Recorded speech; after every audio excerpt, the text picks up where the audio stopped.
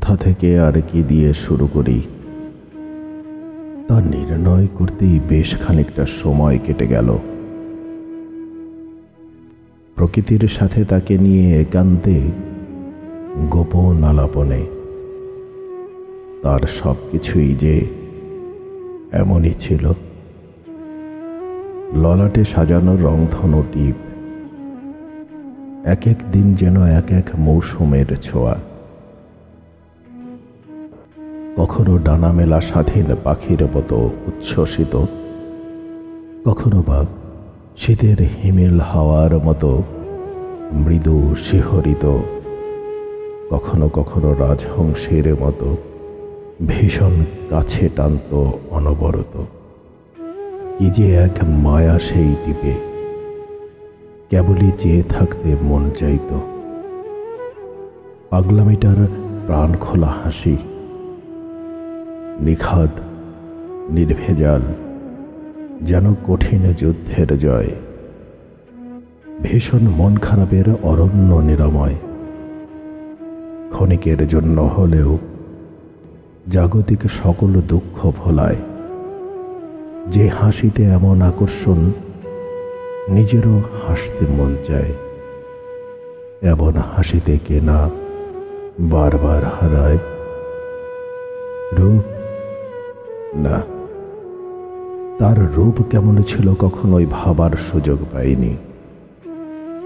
তার মন যে এমনই ছিল, তাকে ছাড়া অন্য কিছু ভাবতেই দেইনি। নিজের স্বার্থ নিয়ে যে কখনো ভাবিনি, বিনিময়ের আশায় যার ভ্রু কখনো কোচকায়নি ত্যাগ।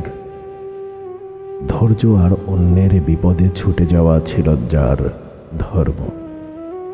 সেই রমণীর উপস্থিতিটাই ছিল পুরস্কারের মতো চারিপাশ আলোড়ন জাগানো জোনাকের মতো ভালো লাগা। ভালো লাগা, কেবলই ভালো লাগা। যখন সে ছিল তখন তাকে নিয়ে কিছু লেখা হয়নি। সেই দিনগুলোতে তাকে বলা হয়ে ওঠেনি কতটা বিভোর ছিলাম আমি তার মাঝে, তার শাড়ির কুচির ভাজে, তার বাচন ভঙ্গির সাজে। তাকে জানানো হয়নি তার থেকেই আমি শিখেছি কিভাবে মরেও বাঁচা যায়, কিভাবে বৃহৎ না পাওয়াকে কিঞ্চিত পাওয়া দিয়ে জয় করা যায়, কিভাবে অনেক দূরে চলে গেলেও খুব কাছে থাকা যায়। জীবনের শেষ লগনে হুইল চেয়ারে বসে জানালার বাইরে তাকিয়ে আজ উপলব্ধি করতে পারি তার হাওয়ায় উড়ে বেড়ানোটা কেবল নিজেকে নয়, পুরো জগৎটাকে কিভাবে মাতিয়ে রাখত। আজ উপলব্ধি করতে পারি কেন রংধনু, প্রজাপতি আর ময়ূর ভীষণ প্রিয় ছিল তার।